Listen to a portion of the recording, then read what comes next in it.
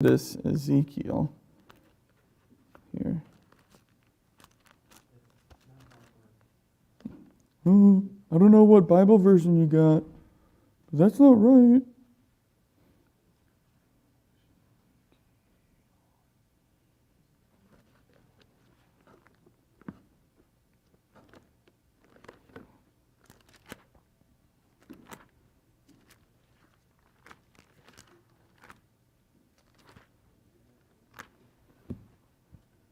Just after Genesis, Ezekiel.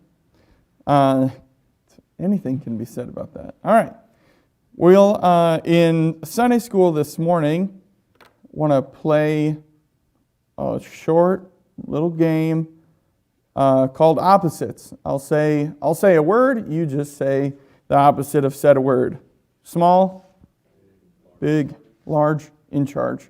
Light, dark. This may be a trick question. Right? Left. Wrong. That's right. Good. Bad. Evil. Heaven.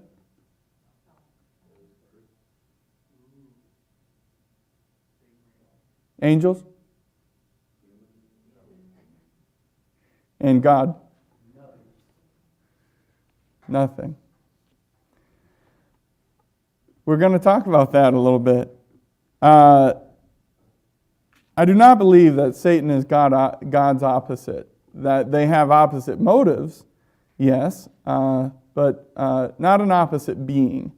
And this morning in Sunday school, just want to talk a little bit about the enemy of your soul, and that is Satan. Just want to talk a little bit about him. You're going to learn some new things about him or things like that. And I wanted to say why it was important. Why it was important to talk about Satan is that. Excuse me. Let me find my place here.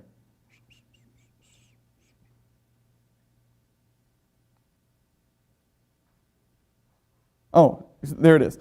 Why study Satan? Blindness to the existence of an enemy makes it impossible to conquer him.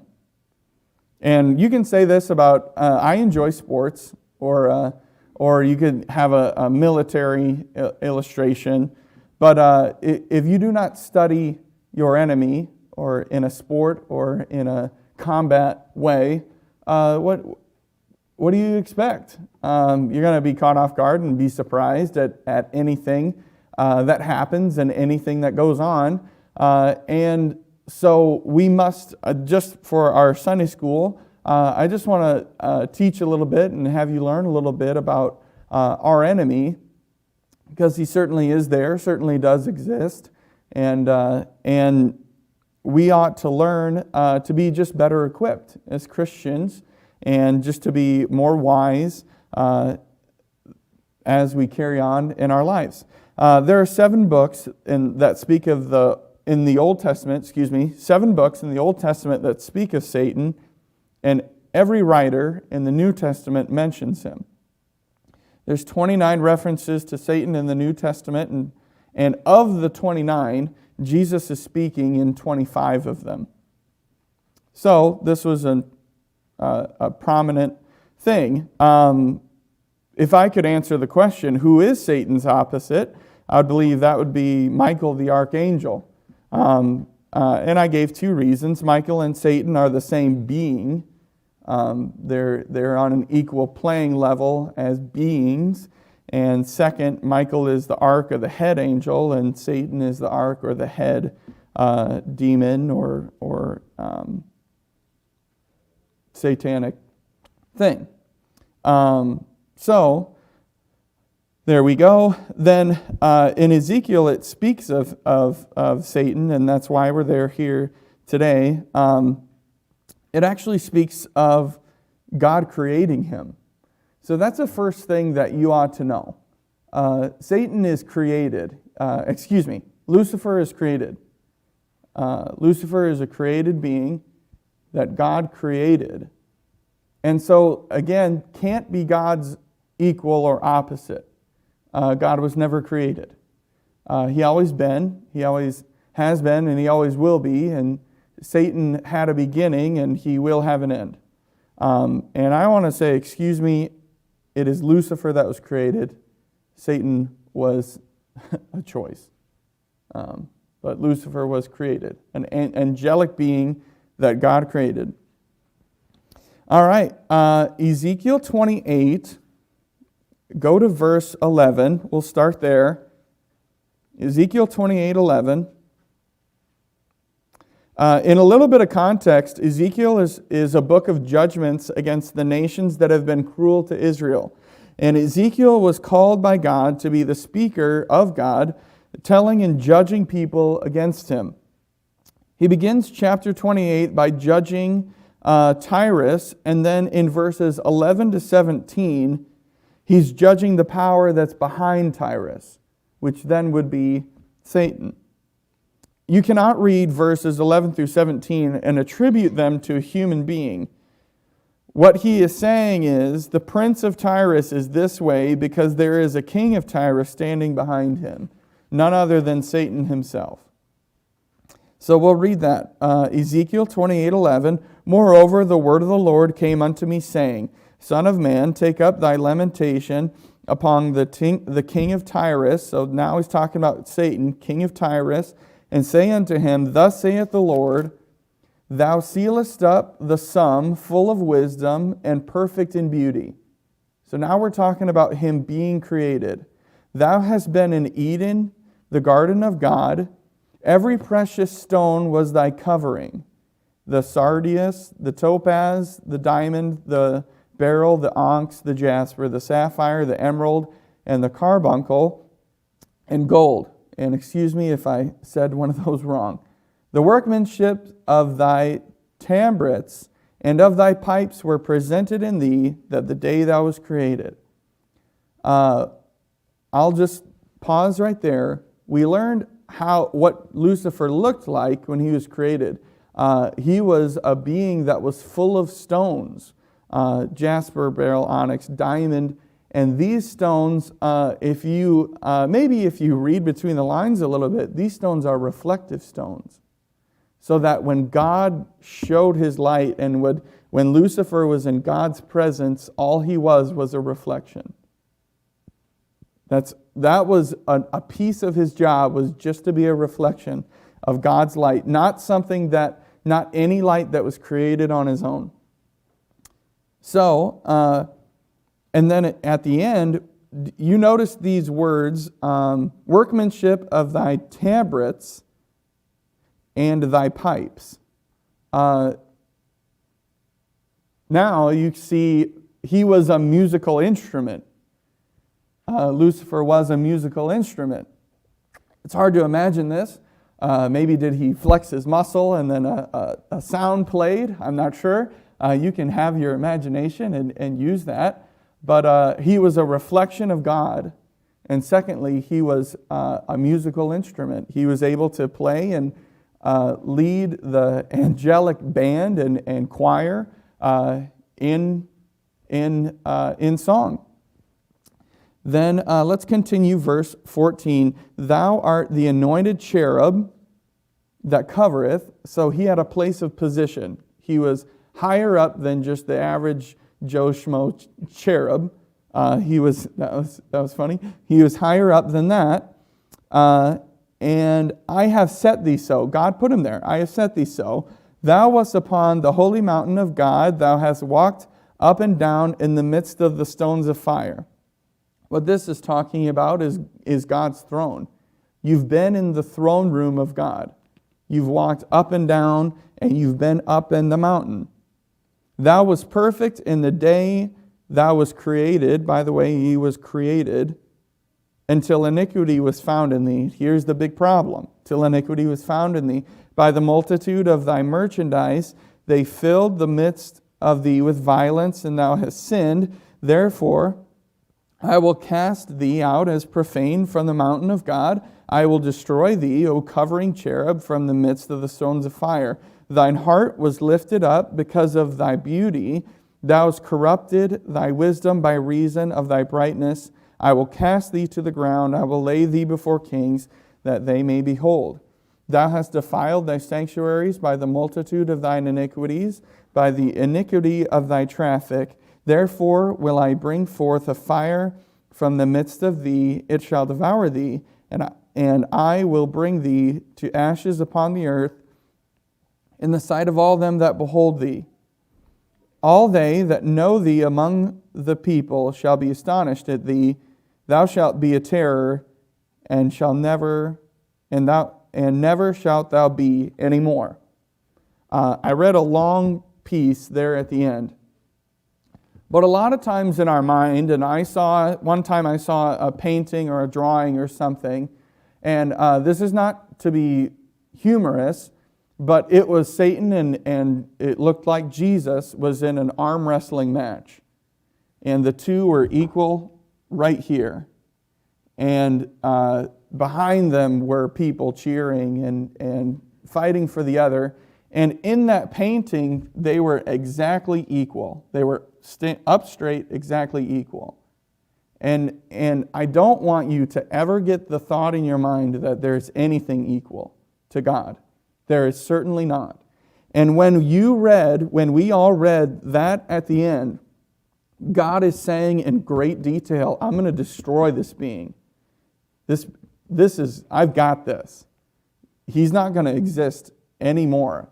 It's going to be done. It's going to be over. And he will be chained up, and you don't have to worry about him anymore. There will come a time. Not an equal of God. Never has been, never will be. And God is, if you know God's attributes, this was another point that I think I have later on. If you know God's attributes, Satan has none of those attributes. Satan is not all-knowing.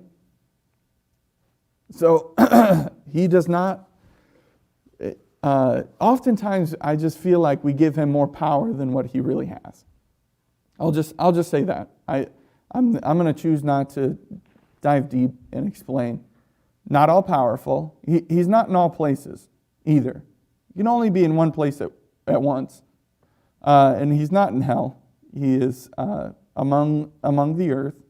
And not all knowing, not all powerful, not in all places. And you can just list God's attributes, and he's none of those. Can't be. Never will be.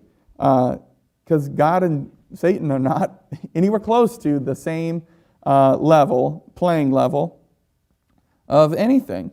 So we see him created in Ezekiel. Why don't you turn to Isaiah 14, and we'll learn more about why he is what he is. Ezekiel, he was created as this perfect being of reflection. Isaiah 14:12. He was created, this perfect being of reflection, and then iniquity was found in him. There was sin found in him, and God cast him out, and God put this judgment on him, saying, you're never going to win again. And I'm glad to know that. It gives me comfort. Isaiah 14:12. There we go. Isaiah 14:12. It begins where Ezekiel leaves. And again, talking about Satan, we're going to learn here why he is what he is. Isaiah 14:12. There are 5 I wills. How art thou fallen from heaven, O Lucifer, son of the morning? How art thou cut down from the ground, which thou didst weaken the nations? For thou hast said in thine heart, number 1, I will ascend into heaven. I'll read the whole thing. I will ascend into heaven. I will exalt my throne above the stars of God. I will sit also upon the mount of the congregation on the sides of the north. I will ascend above the heights of the clouds. Number 5, I will be like the Most High. Verse 15, yet thou shalt be brought down to hell, to the sides of the pit. here we see, we kind of see the motive behind Satan and the pride that was found in him, the sin that was found in him. To define the five I wills, of course, I want to go through, and you'll see what the enemy's goal is, or what his purpose. He wanted God's place. Verse 13, I will ascend into heaven. Maybe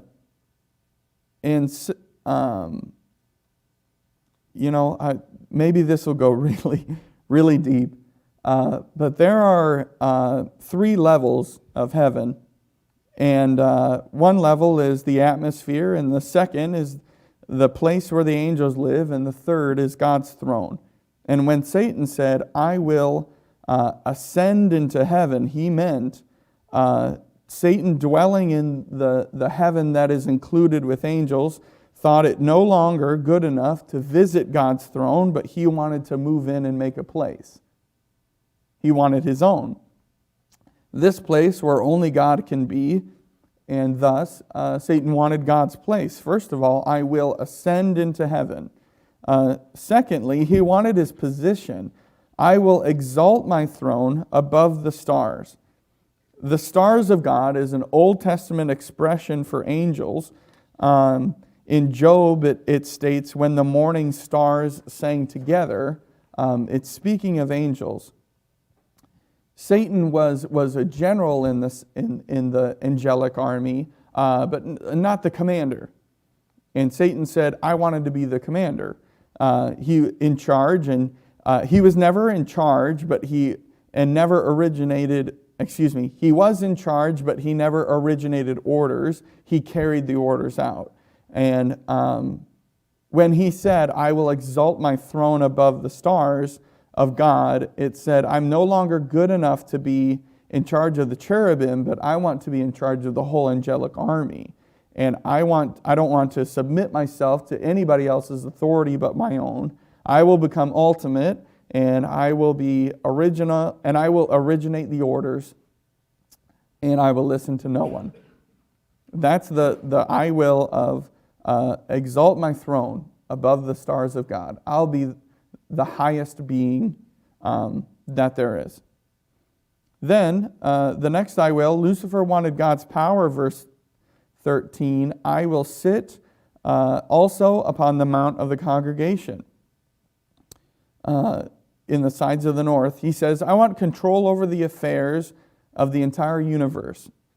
The expression mount of the congregation is another Old Testament expression meaning complete control. That which only belongs to God.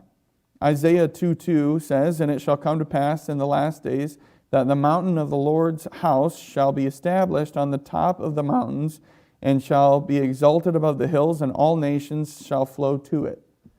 So complete control over creation is what he was wanting and asking for. Not asking for, he said, I will.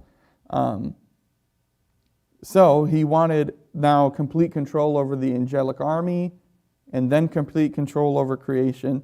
Then, verse 14, Lucifer wanted God's perfection.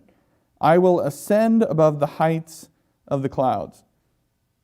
There are over 150 references of clouds in the Bible, and more than 100 have to do with the presence and the glory of God, and not where rain comes from. In Exodus 16:10, for example, and it came to pass, Aaron spake unto the whole congregation of Israel, and they looked toward the wilderness, and behold, the glory of the Lord appeared in a cloud. He said, I'm going to make myself a greater glory than the glory of God. The only glory he had was the reflected glory. And he no longer wanted to be a reflector. He wanted to be originator. By the way, this morning, just a reflector. Just a reflector of God's loving grace and mercy on me. Nobody special right here, okay? And I want the same to be said about all of us. Just a reflector of God. Nobody special. No, don't need all the praise and hoorahs and just a reflector of God's grace and mercy on me. And that's who I am. That's how I stand today. I want to be a reflector. Lucifer wanted God's privilege. The final I will be like the Most High. He wanted to be responsible to nobody but himself. It sounds repetitious, but this being created to glorify God sought to glorify himself only through the declaration of his own dependence. I will not have God rule over me. He will be single. He will be alone. Lucifer's proud heart was the reason of his fall, and Jesus saw him fall. Luke 10:8, and he said unto them, I beheld Satan as lightning fall from heaven. What a sight that would have been. As lightning fell from heaven. When Lucifer fell, he took a third of all the angels with him, and that's found in Revelation. And the same happens today when people fall. What happens to those angels that fell with Lucifer? Jude 6, and the angels which kept not their first estate, but left their own habitation, he hath reserved in everlasting chains under darkness unto the judgment of that great day. 2 Peter 2:44, for if God spared not the angels that sinned, but cast them down to hell and delivered them into chains of darkness to be reserved unto judgment. He has a specific place for those angels that fell and chose to go down with Lucifer. So how did all this happen? Did God know? And this is always a question. Did God know the pride in Lucifer's heart when he created him? Well, yes, because God is omniscient. Could God have prevented it? Well, yes. He's all-powerful. He's omnipotent. Why didn't he? This is called the problem of evil that Paul calls the mystery of iniquity. How could a perfect and holy being fall? Lucifer didn't have a sinful world to tempt him. He had no tempter to push him. He had no sinful nature to overpower him. So how could something evil and unholy rise in an angelic being? Well, the answer to this question is that Lucifer was created by God exactly the way that we are created by God, with a freedom of choice. God could have programmed us and angels just like robots to do what he says, to go where he wants us to go, and say what he wants us to say, and we would have to come into worship on Sunday, not because we wanted to be here, but because that's what we were ordered to do. And how does God get any glory like that? The way God gets glory to his name is when the creation with a free will and free choice, and they have the opportunity to say, yes, God, and they worship him and serve him, and 2/3 of all the angels still chose to stay and worship and serve God and honor God with their life, and Satan chose not to. If you do not choose Christ as your Savior today, you will be cast into hell eternally. You'll be with those other angels that fell. You'll have many excuses as to why you were there, but there will only be one reason. It's because of choice. People may say, I do not choose to go to hell, but if you choose not to receive Christ, then your choice is your destiny, as Lucifer chose his. Hell was created for only angels that fell with Lucifer. Never created for any one human being to ever go there. But by our choice, this is what we have. So, I want to end with this. What have we learned from all this? How does this affect me? And why does this matter? This is called application. Why do we care? Why does this matter? As I stated in the beginning, studying the enemy, just like in sports and military, studying the enemy helps you better equip yourself to defeat him. Number one, I think I have 3 points. Number one, the power of pride. Pride turns an angel into a devil. If Lucifer had a life verse, it's Proverbs 16:18. Pride goeth before destruction, and a haughty spirit before a fall. 1 Timothy 3:6 says, it's speaking of pastors, not a novice, lest ye be lifted up with pride, he fall into the condemnation of the devil. Pride is a powerful destroyer. So how can we defeat it? Romans 12:3, for I say, through the grace given unto me, to every man that is among you, not to think of himself more highly than he ought to think, but to think soberly according to God, as God has dealt to every man the measure of faith. Just a reflector. Just a reflector. Not a big deal. Just a reflector. A man's pride makes him a friend of the devil. And pride is certainly a gateway sin. Pride can take you to much other worse places. First, there's a power of pride. There's second, the purpose of Satan. What was the first thing Satan did when he rebelled? But before he fell, he went and convinced others to rebel also. If you are not a Christian today, Satan's purpose for you is to deceive you, to lie to you, and take you to the lake of fire with him. He may keep you from hearing the word of God. He may keep you from listening. May keep you from hearing a clear witness. If you make it to church, you may think he may help you fall asleep or daydream, and so you don't hear what the preacher's saying. God may bring you to a place, and you know what you have to do for salvation, but Satan will convince you to postpone it and push it off to a later date, and you will not feel the power of the Holy Spirit in your life anymore. Satan's goal, however it can be reached, is to take you to hell with him. For the Christian person, he wants to destroy and devour your testimony. He wants to take you and corrupt your life so that you're a bad example for God. People ask all the time, what has happened in churches when leadership has been compromised and moral problems among staff, and what's going on with God's people? Well, Satan is doing his work. He is doing everything he can to destroy the testimony of God's people.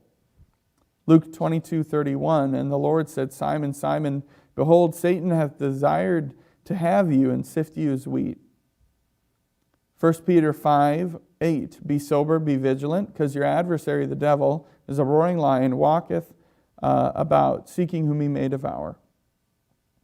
What he wants to do with us, my friends, my family, is to devour us, destroy us, and to drown us out so that we have no testimony for Christ. Thirdly and lastly, Satan is not God's opposite, but just a created being, or Lucifer was created. He's not in God's league.